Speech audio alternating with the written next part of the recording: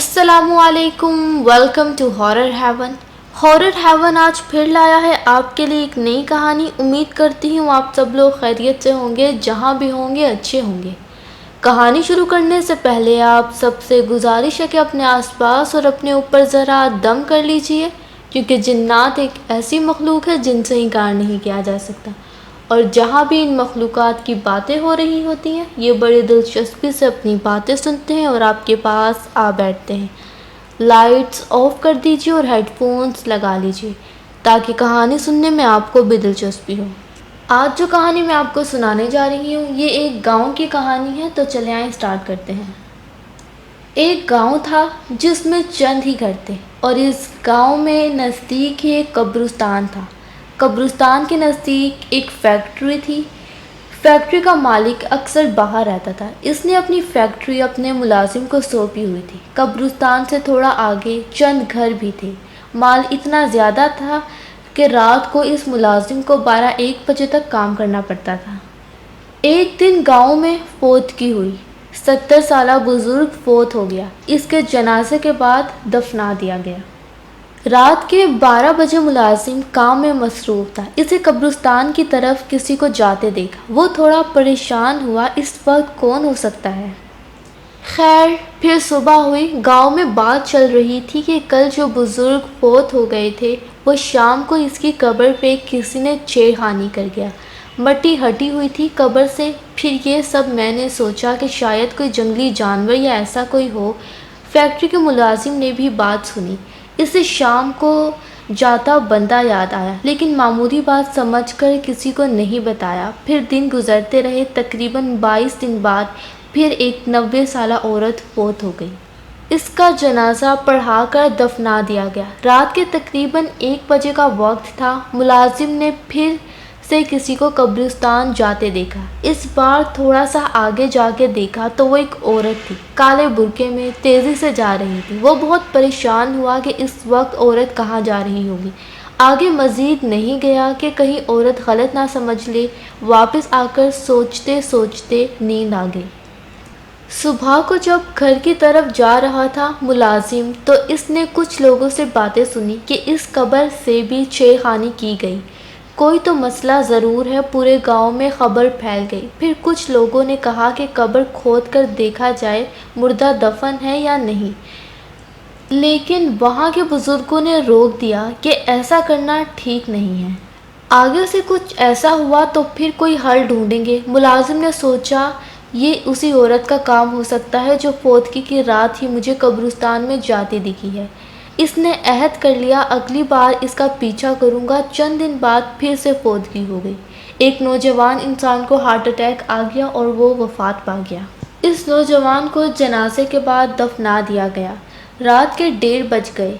ملازم اس کے انتظار میں بیٹھا تھا اور سوچوں میں گم تھا کہ وہی عورت اسے نظر آئی۔ آج بھی کالے برقعے میں تھی اور قبرستان کی طرف جا رہی تھی۔ ملازم نے سوچا آج پتہ ضرور لگاؤں گا کہ یہ عورت قبرستان کیا کرنے جاتی ہے۔ ملازم اٹھا اور اس کے پیچھے چھپ کر چلنے لگا۔ وہ عورت آگے آگے جا رہی تھی اور قبرستان کے قریب پہنچ کے رک گئی۔ ملازم ایک جھاڑی کے پاس چھپ گیا کہ کہیں دیکھ نہ لے۔ عورت نے ادھر ادھر دیکھا اور پھر چلنے لگی۔ ملازم تھوڑی دیر تک چھپا رہا۔ جب عورت تھوڑی دور چلی گئی اور نظروں سے اوجھل ہو گئی تو ملازم جھاڑی کے پیچھے سے نکل کر پھر اس کے پیچھے چلنے لگا۔ آس پاس کوئی نہیں تھا۔ دور سے کسی کتے کے بھونکنے کی آواز آ رہی تھی۔ ملازم قبرستان میں داخل ہوا تو کوئی بھی نہیں تھا۔ وہاں اسے ایک دم ڈر لگنے لگا کہ کہیں کوئی چڑیل تو نہیں۔ وہ ایک درخت کے پاس چھپ کے آس پاس عورت کو ڈھونڈنے لگا کہ ایک دور قبر کے پاس اسے کوئی سایہ نظر آیا۔ ملازم نے غور کیا تو وہی عورت تھی۔ ملازم اب قبروں کے درمیان چھپ چھپ کے اس سمت بڑھا جا رہا تھا۔ وہ عورت نظر آئی تھی۔ قبروں کے درمیان جھاڑیاں تھیں جس کی وجہ سے ملازم احتیاط کے ساتھ جا رہا تھا کہ کہیں وہ دیکھ نہ لے۔ وہ عورت ابھی تک وہیں بیٹھی تھی۔ ملازم قریب پہنچ کے ایک دم کھڑا ہوا تو وہاں کوئی نہیں تھا۔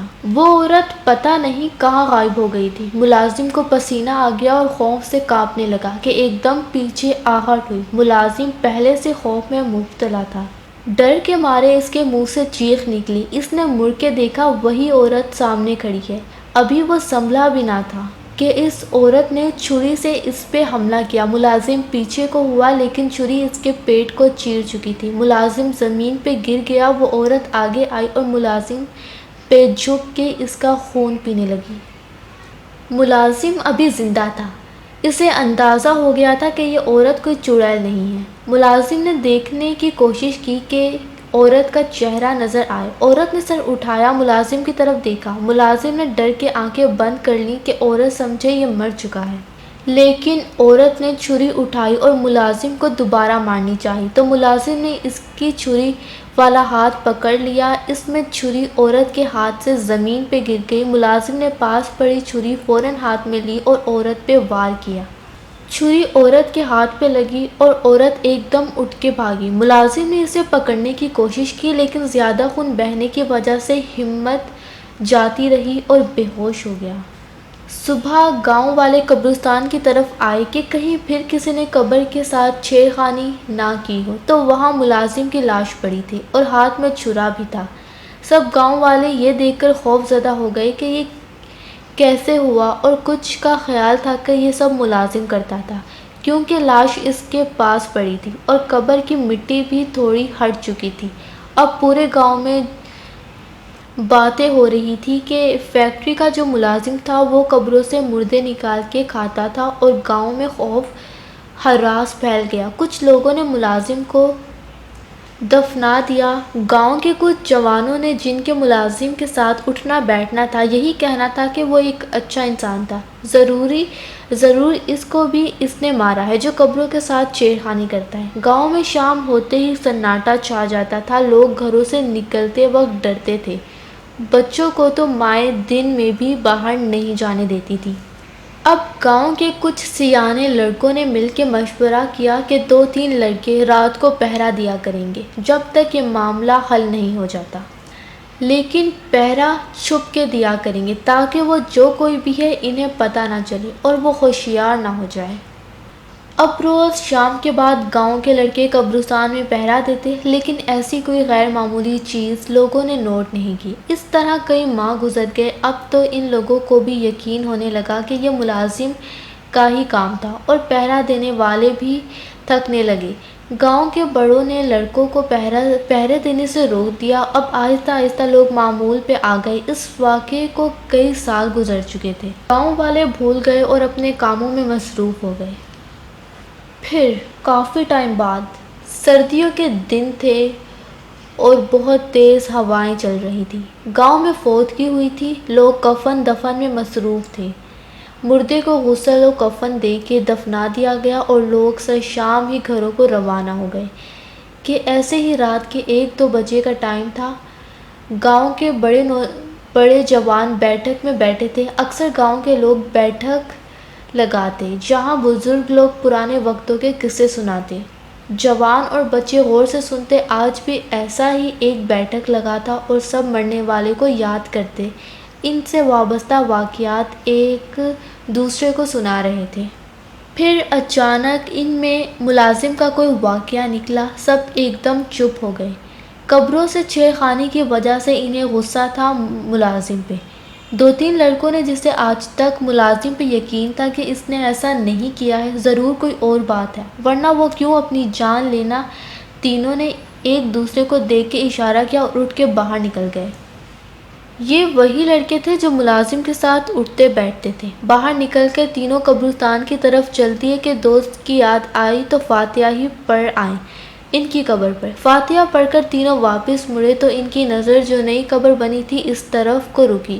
وہاں جیسے کوئی قبر کے ساتھ بیٹھا ہو۔ ایک دم تینوں کو وہ چھیڑ چھاڑ والی بات یاد آئی اور ایک دوسرے کو دیکھ کر تینوں نے فیصلہ کیا جو کوئی ہو آج جانے نہیں دیں گے۔ ہاتھوں میں پتھر اٹھا کے آہستہ سے قبر کی طرف بڑھے۔ قریب پہنچ کے ایک نے آواز دی، کون ہے؟ سایہ ایک دم اٹھ کے مڑا اور تینوں نے یہ دیکھ کر حیران رہ گئے کہ وہ کوئی عورت ہے جس نے برقع پہنا ہوا ہے۔ اس کے ہاتھ میں چھری بھی ہے۔ اب تینوں کو پوری کہانی پتہ چل گئی تھی کہ ملازم کو بھی اس نے مارا تھا۔ چھری اور عورت یہ دیکھ کر کہ 3 لوگ ہیں، گھبرا کے ایک طرف سے نکلنے کی کوشش کی اور ساتھ میں ایک لڑکے اور ساتھ میں ایک لڑکے پہ حملے کی بھی کوشش کی، لیکن تینوں لڑکوں نے ایک ساتھ پتھر مارے۔ پتھر لگتے ہی عورت چیختی ہوئی ایک جانب کو بھاگی۔ چھری ان کے ہاتھ سے چھوٹ گئی، زمین پہ گر گئے۔ ایک نے وہ چھری اٹھائی اور تینوں اس کے پیچھے بھاگے۔ عورت گھبراہٹ میں گاؤں کی طرف بھاگی۔ گاؤں میں بھاگ دوڑ سے بیٹھک میں بیٹھے لوگ باہر آئے کہ کیا ہوا ہے، کون چیخ مار رہا ہے۔ کہ یہ دیکھتے ہیں ایک عورت بھاگی آ رہی ہے اور تین لوگ اس کے پیچھے ہیں۔ قریب پہنچ کے جس کے ہاتھ میں چھری تھی، عورت یہ چھریوں کے وار کر دیے اور عورت وہیں گر کے تڑپ کے مرنے لگی۔ کچھ لوگوں نے تینوں لڑکوں کو پکڑ لیا کہ کون ہے، عورت کو کیوں مارا۔ تینوں لڑکوں نے پوری بات بتائی کہ ہم نے اس عورت کو قبر سے مٹی ہٹاتے دیکھا تو یہ بھاگی اور آخر میں پکڑ کے مار دیا۔ تھوڑی دیر میں پورے گاؤں میں خبر پھیل گئی۔ گاؤں کے بچے بوڑھے حتیٰ کہ عورتیں تک لاش کے گرد جمع تھیں جیسے کہ کوئی اور ہی مخلوق ہو۔ گاؤں کے لوگ غصے میں تھے کہ یہ ہمارے پیارے کے جسموں سے گوشت کاٹ کے کھاتی تھی، ہم لوگ اس قبرستان میں دفنانے نہیں دیں گے۔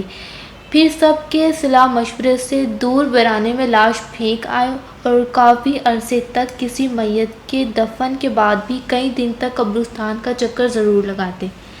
If you like this video, so please don't forget to hit subscribe button. Thank you.